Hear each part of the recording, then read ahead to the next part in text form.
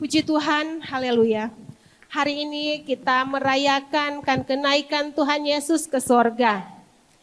2000 tahun yang lalu Tuhan Yesus sudah naik ke sorga dan duduk di sebelah kanan Allah Bapa. Ada peristiwa penting yang selalu kita rayakan setiap tahun, yaitu hari Natal, hari kelahiran Tuhan Yesus. Kita merayakan Jumat Agung, hari kematian Tuhan Yesus, dan kita merayakan Paskah, hari kebangkitan Tuhan Yesus. Dan hari ini kita akan sama-sama merayakan akan kenaikan Tuhan Yesus ke sorga. Amin. Jadi peristiwa-peristiwa seperti kelahiran, kematian, kebangkitan tidak bisa dipisahkan satu dengan yang lain. Ini adalah rangkaian peristiwa seperti mata rantai yang tidak bisa dipisahkan satu dengan yang lain. Tapi ada satu peristiwa yang belum tergenapi dan kita percaya satu saat pasti akan digenapi. Yaitu kedatangan Tuhan Yesus yang kedua kali. Amin, kita percaya pasti akan digenapi. Sekarang kita sudah berada di akhir zaman. Di penghujung, Tuhan semua datang untuk kedua kali. Amin. Jadi Alkitab mencatat bahwa kenaikan Tuhan Yesus ke surga ini puncak misinya pelayanan Tuhan di muka bumi ini. Jadi sesudah Yesus mati di kayu salib dan pada hari yang ketiga dia bangkit dan dia naik ke sorga. Tapi sebelum dia naik ke sorga, Alkitab mencatat setelah kebangkitannya pada hari yang ketiga, Yesus berulang-ulang kali menampakkan diri kepada para muridnya. Kenapa? Untuk meyakinkan para muridnya, karena iman mereka sempat tergoncang. Karena apa? Karena guru yang mereka teladani, guru yang mereka kagumi mati secara sadis, yaitu disalibkan di bukit Golgota.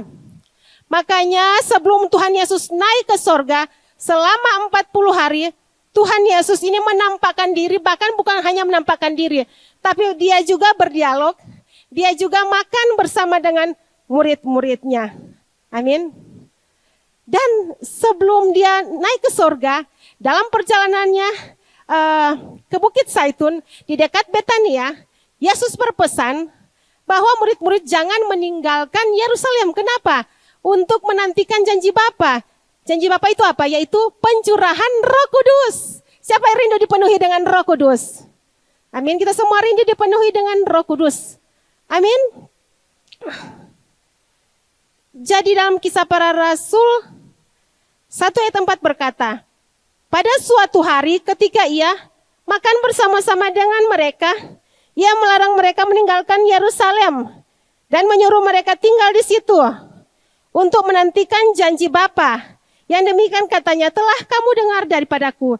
Jadi bukan hanya untuk menantikan janji Bapa, tetapi dia berpesan untuk mereka menjalankan amanat agung. Amin. Tadi sebelum Yesus naik ke sorga, dia berpesan kepada murid-muridnya untuk mereka dapat menjalankan amanat agung. Pesan ini juga bukan hanya buat kepada murid-murid Yesus, tetapi buat kita semua sebagai orang percaya untuk kita dapat menjalankan amanat agung. Amin. Kita harus memberitakan Injil sampai ke suku-suku bangsa. Katakan amin. Siapa yang siap untuk dipakai Tuhan? Siapa yang siap untuk diutus Tuhan? Pasti Tuhan akan menyediakan dana untuk dia berjuang pergi ke negara asing untuk beritakan Injil. Haleluya. Jadi puji nama Tuhan, kita lanjut kita akan lanjut pada poin utama, yaitu mengapa Tuhan Yesus ini naik ke sorga, saudara-saudara. Siapa yang tahu? Karena apa? Anak sekolah minggu ini, ini jemaat yang diberkati Tuhan. Karena misinya di bumi sudah selesai. Orang kalau selesai tugasnya, sudah selesai bekerja di suatu tempat, pasti suatu saat dia akan kembali ke rumahnya. Pasti dia akan pulang kampung. Seperti Pak Ewen, dia kan sekarang kerja di Papua. Satu saat dia pensiun, dia sudah mau balik Papua. Dia semua tinggal di Tondano. Iya Pak Ewin ya. Puji Tuhan. Jadi misinya di bumi sudah selesai. Jadi Yesus datang ke dunia untuk menebus dosa manusia. Kenaikan Tuhan Yesus ke sorga ini menegaskan bahwa karya penebusan dosa manusia sudah selesai. Makanya Yesus harus naik ke sorga dan duduk sebelah kanan Allah Bapa. Jadi misinya di bumi selesai. Itu karya penembusan dosa manusia sudah selesai, dikatakan firman Tuhan. Bahwa 1 Timotius 1 ayat 15 berkata, perkataan ini benar dan patut diterima sepenuhnya. Kristus Yesus datang ke dunia untuk menyelamatkan orang berdosa. Jadi Yesus datang ke dunia untuk menyelamatkan saya dan saudara orang-orang berdosa. Allah mengutus putra tunggalnya ke dunia untuk menebus dosa saya dan saudara. Karena firman Tuhan berkata, semua orang telah berdosa dan telah kehilangan kemuliaan Allah. Tidak ada satupun di antara kita yang suci. Kita semua orang berdosa, tapi karena kasih Tuhan, Dia mengutus putra tunggalnya untuk menebus dosa-dosa kita semua. Katakan, dosa kita sudah diampuni. Haleluya. Yang berikut juga, Yesus datang untuk menyelamatkan kita semua ya. Dalam Yohanes 3 ayat 17 berkata, sebab Allah mengutus anaknya ke dalam dunia, bukan untuk menghakimi dunia, melainkan untuk menyelamatkan oleh Dia. Jadi Tuhan datang ke dunia bukan untuk menghakimi kita, tetapi untuk menyelamatkan. Katakan amin. Kita bersyukur ya. Yesus mau memberikan nyawanya untuk menjadi tebusan bagi banyak orang. Saya mau tanya di sini, siapa yang sudah pernah dengar ada orang yang rela mati untuk orang lain? Ada orang yang mau memberikan nyawanya untuk dia. Misalnya lagi pacaran atau gimana? Siapa yang sudah pernah dengar? Ada yang mau rela mati untuk orang lain? Belum pernah kan? Hanya Yesus yang mau memberikan nyawanya menjadi tebusan bagi banyak orang. Katakan amin. Yaitu Markus 10 ayat 45. Ayat yang 45b berkata, untuk memberikan nyawanya menjadi tebusan bagi banyak orang. Dan berikut, Yesus menyelamatkan manusia dari murka Allah. Karena upah dosa adalah maut. Tetapi karena kasih Tuhan, kita diselamatkan dari murka Allah. Manusia berdosa sudah putus hubungan dengan Tuhan. Hubungan manusia dengan Tuhan sudah menjadi rusak karena dosa. Tetapi karena kasih Tuhan, Dia mau mengutus putra tunggalnya di kayu salib untuk mati, untuk menebus dosa-dosa kita. Allah itu kudus. Karena dosa, manusia terpisah dengan Allah. Tapi karena kasih Tuhan, Ia mau mengorbankan putra tunggalnya untuk mati di kayu salib, untuk menebus dosa-dosa manusia. Hubungan dengan Tuhan dipulihkan lewat karya salib Yesus. Katakan amin. Roma 5 ayat 9 berkata, lebih-lebih karena kita sekarang telah dibenarkan oleh darahnya, kita pasti akan diselamatkan dari murka Allah. Karena upah dosa adalah maut. Orang berdosa pasti akan menerima hukuman kekal. Hukuman kekalnya itu di neraka selama-lamanya. Tetapi karena kasih Tuhan, Dia mau menyelamatkan saya dan saudara dari murka Allah. Karena dosa manusia terpisah dengan Allah. Tapi karya salib Yesus membuat saya dan saudara diselamatkan dari murka Allah. Katakan amin. Hal yang kedua, mengapa Tuhan Yesus naik ke sorga? Yaitu dikatakan untuk menyediakan tempat bagi kita. Yohanes 14 ayat 1 berkata, janganlah gelisah hatimu, percayalah kepada Allah, percayalah juga kepadaku. Di rumah Bapakku banyak tempat tinggal. Jika tidak demikian, tentu aku mengatakannya kepadamu. Sebab aku pergi ke situ untuk menyediakan tempat bagimu. Amin. Yesus naik ke sorga untuk menyediakan tempat buat saya dan saudara. Katakan amin.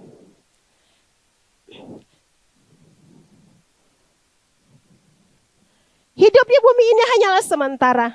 Hidup di bumi ini hanyalah transit. Barusan saya dan pastor bersama Paula mengadakan perjalanan utusan dari gereja untuk mengikuti regional conference. Dan kami naik pesawat dan kami mampir di Makassar, di Bandara Makassar. Tetapi di Makassar itu kami hanya transit. Tujuan kami sebenarnya adalah Bali. Jadi betapa kami begitu sabar menghadapi anak kecil. Karena baru pertama kali kami mengadakan perjalanan dengan membawa anak. Dan puji Tuhan akhirnya kami pun dari transit di Makassar hampir 6 jam. Kemudian kami sampai di Bali hampir sudah malam. Tapi puji Tuhan semua karena tuntunan Tuhan kami boleh tiba sampai dengan selamat di tujuan kami ada Bali. Begitupun dengan kita semua. hidup di bumi ini menjadi peringatan buat saya dan saudara. Dikatakan bahwa Tuhan menyediakan tempat buat saudara dan saya. Berarti menjadi peringatan buat saya dan saudara bahwa di dunia ini hanyalah hidup sementara. Jadi tidak ada yang abadi di dunia ini, amin. Tidak ada yang kekal. Jadi untuk itu pentingnya bagi saya dan saudara untuk mempersiapkan diri untuk kehidupan kekal. Katakan amin. Menikmati firman Tuhan, amin. Yohanes 14 ayat 3 berkata, dan apabila aku telah pergi ke situ dan telah menyediakan tempat bagimu, aku akan datang kembali. Hei, ingat janji Tuhan bahwa Tuhan akan datang kembali menjemput saya dan saudara, amin. Asalkan kita hidup sungguh-sungguh di dalam Tuhan. Ada sebuah ilustrasi, seorang dubes ini ditugaskan dia untuk bekerja di negara asing. Ditugaskan mewakili negerinya untuk pergi ke negara asing. Tetapi di sana dia bekerja bukan untuk kepentingan pribadinya, tetapi dia mau melakukan apa yang menjadi tugas dari negaranya. Dia membangun relasi, menyelesaikan misi diplomatik. Dan pada akhirnya, beberapa tahun kemudian tugasnya selesai, dan akhirnya ini dubes ini harus kembali ke negara asalnya. Dia tidak selama-lamanya tinggal di negara asing tersebut, karena dia cuma hanya diberi penugasan. Begitupun dengan kita semua, kita di dunia ini, hidup di bumi ini hanya sebuah penugasan, amin. Seperti duta besar tadi, dia satu waktu akan kembali ke negaranya.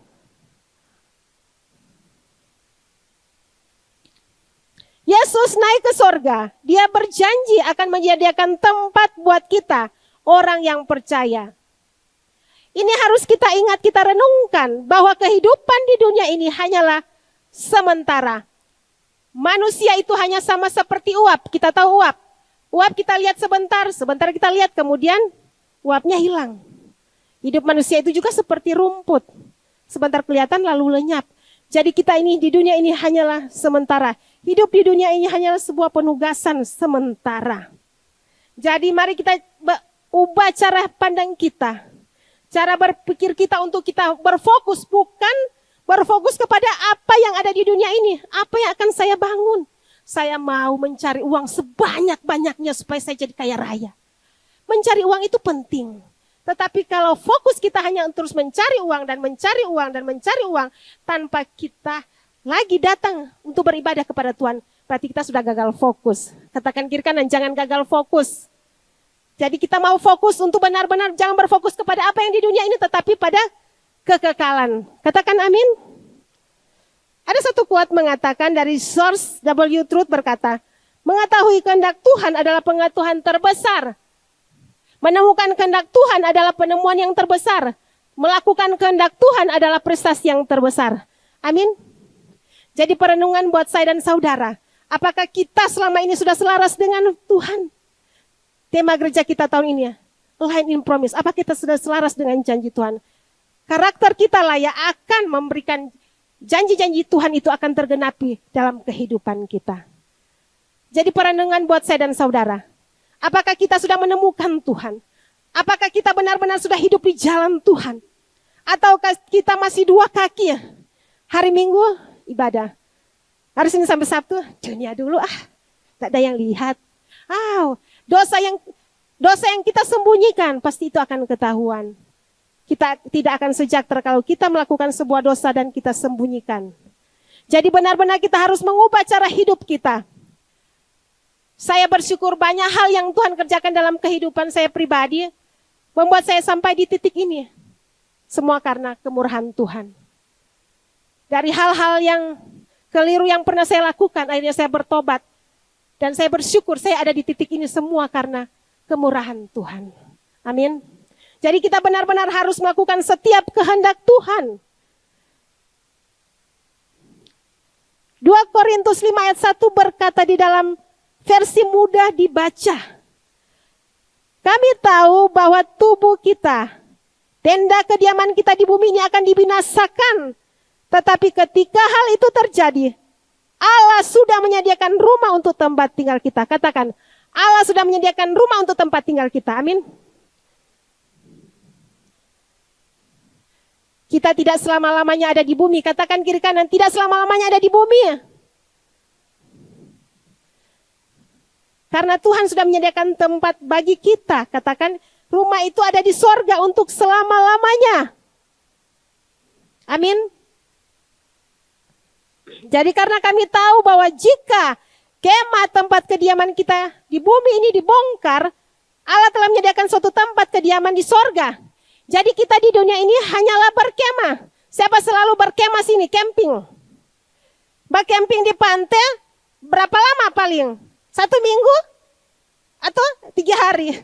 Tapi kan tidak selama-lamanya mau di camping atau mau berbulan-bulan di pantai kan? Satu waktu pasti berangka. Orang-orang yang hobi pantai sih saya tahu pasti mereka enjoy di kalau camping. Tapi tidak berhari-hari juga capek ya kalau di pantai. Jadi seperti itu. Kita di bumi ini hanya seperti berkemah. Satu saat kemah kita pasti akan dibongkar. Tapi kita percaya Allah sudah menyiapkan rumah yang kekal bagi kita semua. Amin.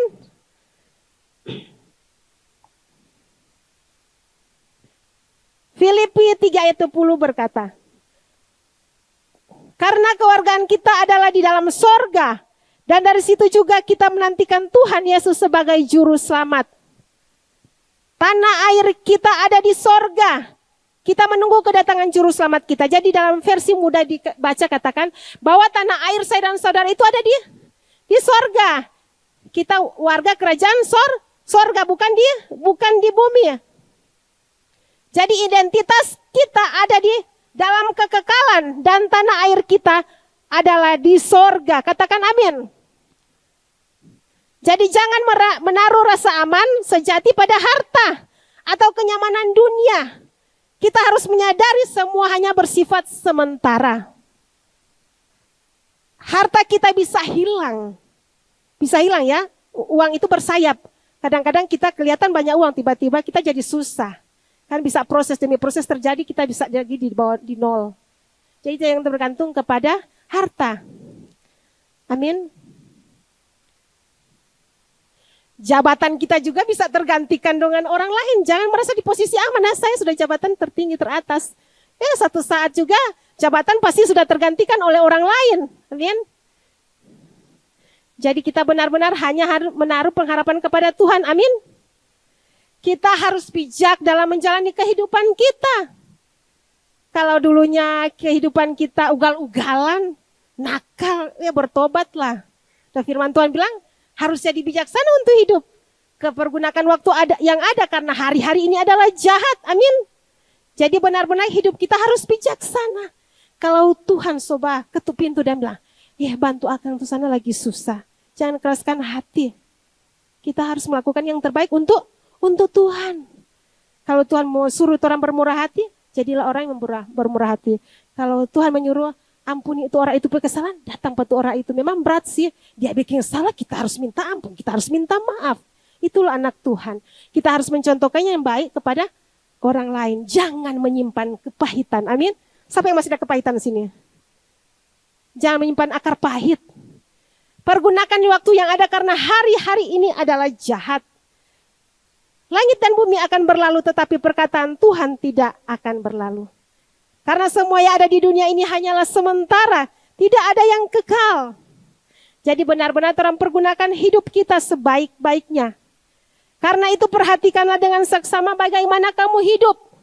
Janganlah seperti orang bebal, tetapi seperti orang arif. Dan pergunakanlah waktu yang ada karena hari-hari ini adalah jahat. Sebab itu janganlah kamu bodoh. Tetapi usahakan supaya kamu mengerti kehendak Tuhan. Amin. Kita harus mengerti kehendak Tuhan. Saya juga belajar untuk terus mau mengerti kehendak Tuhan. Saya enggak lagi berpikir, begini Tuhan. Tapi saya harus tanya Tuhan kalau mengambil sebuah keputusan. Apapun yang saya lakukan, saya datang kepada Tuhan terlebih dahulu dan membawa semuanya kepada Tuhan. Saya dituntun oleh Roh Kudus untuk tidak mengambil keputusan dengan gegabah atau salah mengambil keputusan. Tapi setiap apa yang kita mau ambil keputusan penting, kita harus berdialog dengan Tuhan. Kita harus berdoa kepada Tuhan. Amin. Karena salah mengambil keputusan bisa salah langkah di masa depan. Waktu setiap orang berbeda-beda. Tuhan bisa memberikan waktu buat seseorang, ada yang 60 tahun. Ada yang 70 tahun. Ada yang 80 tahun. Hidup kita Ini rahasia Tuhan ya. Jadi ketika kita diberikan kesempatan, mari pergunakan waktu kita untuk hidup berdampak buat orang lain. Mari pergunakan hidup kita benar-benar mau melayani Tuhan lebih sungguh-sungguh lagi. Kalau Tuhan memanggil kita untuk melayani Dia, benar-benar kita memberikan yang terbaik buat Tuhan. Kalau suruh datang latihan untuk mau melayani hari Minggu, datang latihanlah. Kecuali memang sibuk atau mungkin ada alangan, bisa lapor kepada koordinator praise. Jadi benar-benar kita harus mempersiapkan, mau melayanilah sungguh-sungguh, memberikan hidup berdampak. Kalau dulu hidup kita menyusahkan orang lain, jadilah yang terbaik hari ini, masih ada kesempatan yang Tuhan kasih. Kalau Tuhan semua ambil itu kesempatan bagaimana? Jadi jadilah yang terbaik untuk Tuhan, hidup kita memuliakan Tuhan. Setiap orang punya proses berbeda-beda, tidak sama setiap orang prosesnya. Pasti prosesnya itu orang berbeda-beda. Untuk menjadi lembut, pasti ada prosesnya. Untuk menjadi orang yang murah hati, pasti ada prosesnya. Jadi firman Tuhan, kita belajar pada pagi hari ini. Kita harus benar-benar menggunakan waktu kita benar-benar sebaik mungkin. Selagi Tuhan masih kasih kesempatan buat saya dan saudara hidup, mari pergunakan waktu kita untuk memuliakan Tuhan. Kalau kita di kampus, jadilah berkat bagi teman-teman mahasiswa. Menjadi berkat buat dosen. Di sekolah menjadi berkat bagi teman-teman di sekolah. Di tempat usaha kita menjadi berkat bagi karyawan kita. Amin. Melakukan usaha dengan jujur. Amin. Hidupnya yang terbaik buat Tuhan. Amin. Katakan kiri kanan, tepuk kiri kanan. Tuhan masih kasih kesempatan. Mari berubah hidup kita. Untuk selaras dengan Tuhan. Amin. Kita harus kuat di dalam Tuhan. Amin. Kita harus semangat di dalam Tuhan. Katakan amin. Beri kemuliaan bagi Tuhan dulu.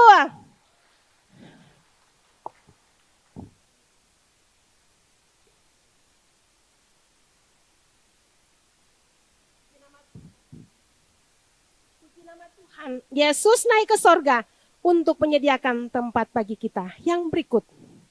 Mengapa Yesus naik ke sorga? Yaitu supaya Roh Kudus akan datang. Katakan kiri kanan. Supaya Roh Kudus akan datang. Ada lebih baik jika Tuhan Yesus pergi supaya penghibur itu akan datang. Kita semua sudah belajar kan?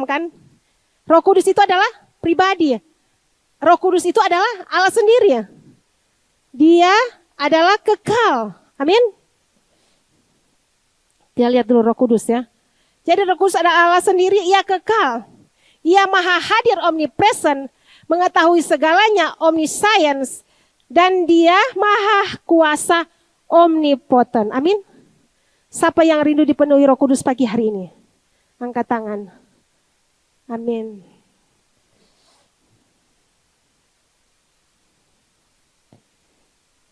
Jadi Yohanes 16 ayat 7 berkata,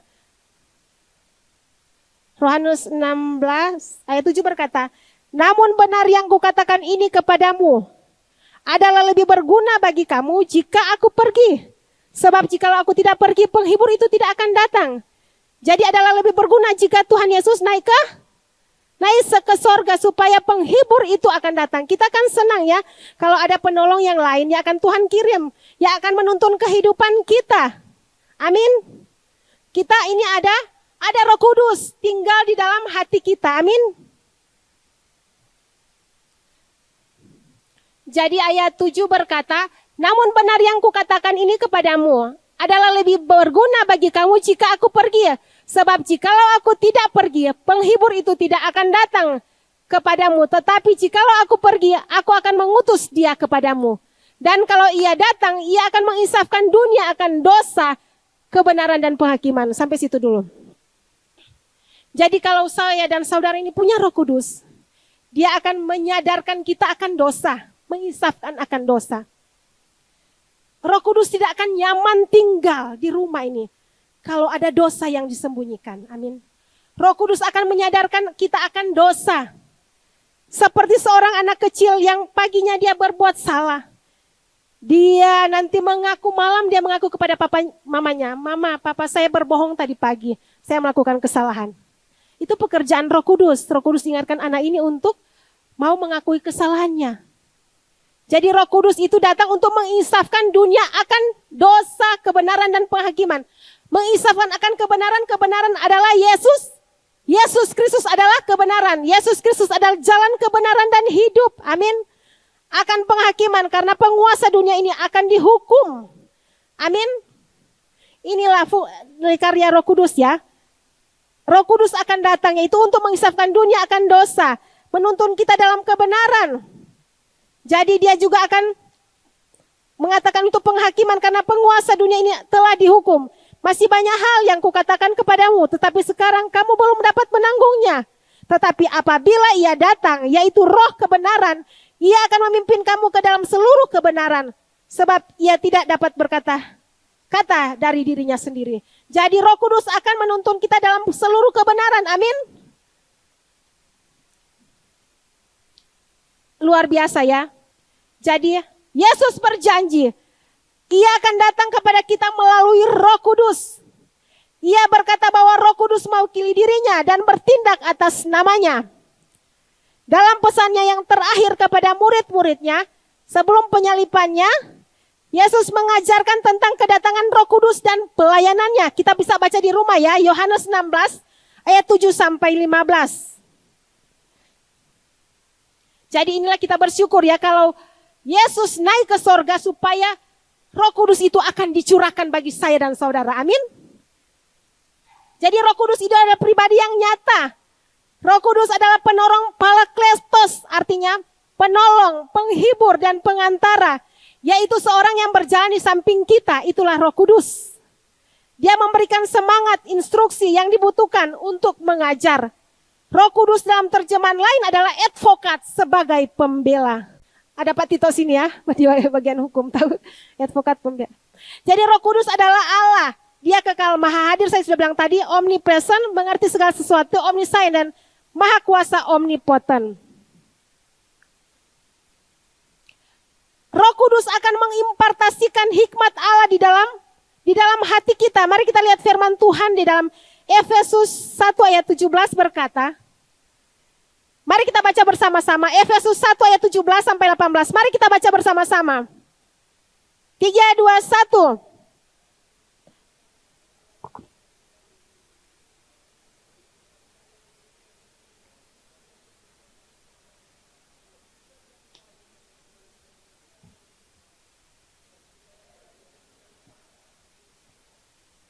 Kamu mengerti terkandung dalam panggilannya. Betapa kayanya kemuliaan bagian yang ditentukan bagi orang kudus. Amin. Jadi Roh Kudus akan mengimpartasikan hikmat Allah di dalam hati saya dan saudara. Ketika kita bersaat teduh pagi-pagi, kita membaca firman dan meminta biar kiranya hikmat Tuhan mengalir. Sehingga firman yang kita baca akan diarahkan menuntun kehidupan kita. Apa yang harus kita lakukan sepanjang hari. Kalau kita baca firman Tuhan sama seperti Quran tidak mendapat apa-apa. Tapi kalau kita membaca firman dan kita meminta arahan dari Roh Kudus akan memberikan hikmat bagi kita di dalam hati kita. Kita harus percaya saat ini bahwa kita punya Roh Kudus. Amin. Ada Roh Kudus. Roh Kudus tinggal dalam rumah ini, jadi jangan dukakan Roh Kudus. Dia bisa berduka. Dia punya perasaan. Roh Kudus punya perasaan. Kita sudah belajar ya di kelas KAM kan sudah tahu itu. Saya tidak perlu jelaskan. Jadi Roh Kudus akan mengimpartasikan hikmat Allah di dalam hati kita. Kita harus selalu bergaul karib dengan Roh Kudus. Setiap saat kita harus bersaat teduh. Saat teduh bersama dengan Tuhan. Saya percaya sini ada saat teduh keluarga, saat teduh pribadi. Pentingnya untuk kita bergaul karib dengan Roh Kudus. Maka dia akan menuntun seluruh kehidupan kita. Amin. Kita ada Roh Kudus yang menuntun kehidupan kita. Jangan sampai kita salah jalan. Dia akan tuntun. Karena dia akan menyadarkan kita akan dosa. Kita bersyukur ya. Tuhan Yesus naik ke surga supaya penolong itu akan datang. Penghibur itu akan datang dan Roh Allah tinggal di dalam hati kita. Amin. Yesus berjanji bahwa Roh Kudus akan berada di dalam kita. Yesus tinggal di hati kita melalui Roh Kudus. Kalau dulu kan Tuhan Yesus secara fisik kita tahu ada di Israel. Terbatas oleh ruang dan waktu kita kan nanti di Israel mungkin aku dapat dengan Tuhan. Tapi kita bersyukur Tuhan naik ke surga. Ada pribadi ketiga itu Roh Kudus. Tidak terbatas dengan ruang dan waktu. Jadi kita lain tidak perlu undang Yesus untuk datang ke KKR di Tondano. Tapi sudah ada Roh Kudus yang Tuhan kirim. Amin. Roh Kudus tidak dibatasi dengan ruang dan waktu. Ketika kita menyembah, ada Allah Roh Kudus di tempat ini. Amin. Allah Roh Kudus juga berdiam di dalam hati kita. Katakan amin.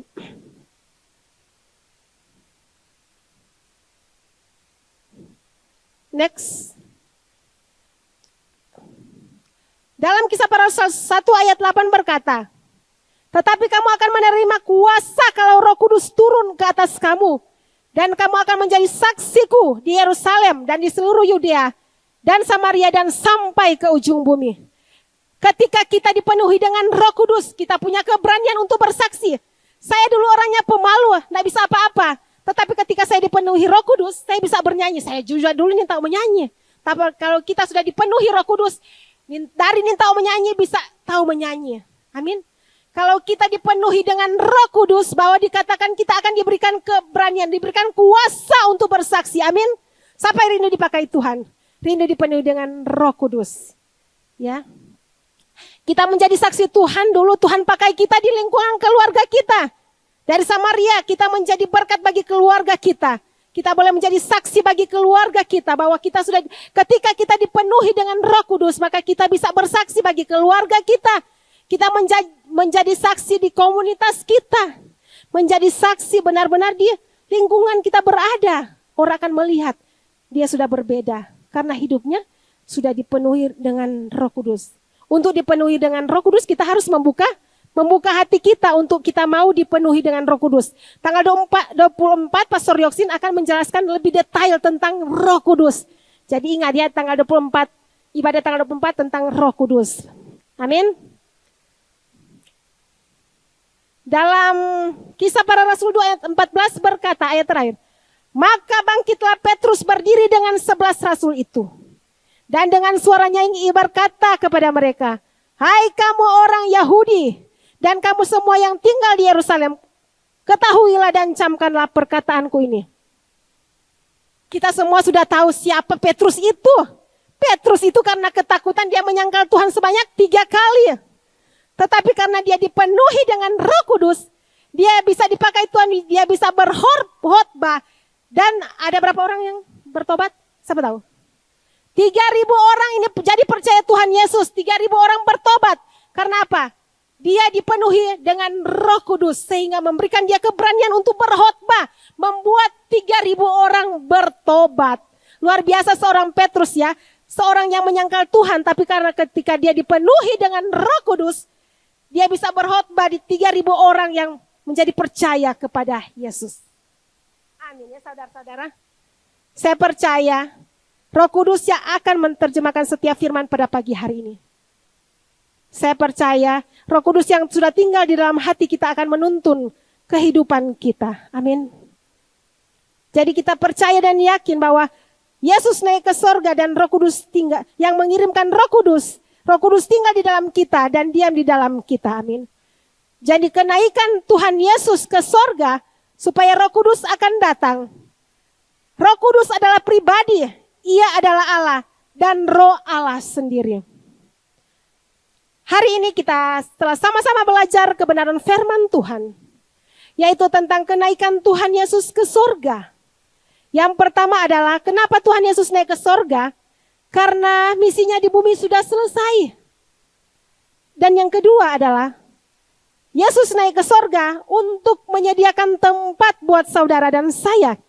Jadi kita hidup di bumi hanya sementara. Ada rumah yang kekal yang sudah Tuhan sediakan buat kita semua yang percaya kepada Tuhan. Dan yang ketiga adalah kenaikan Tuhan Yesus ke sorga membuat Roh Kudus, janji firman-Nya, Roh Kudus supaya Roh Kudus itu akan datang.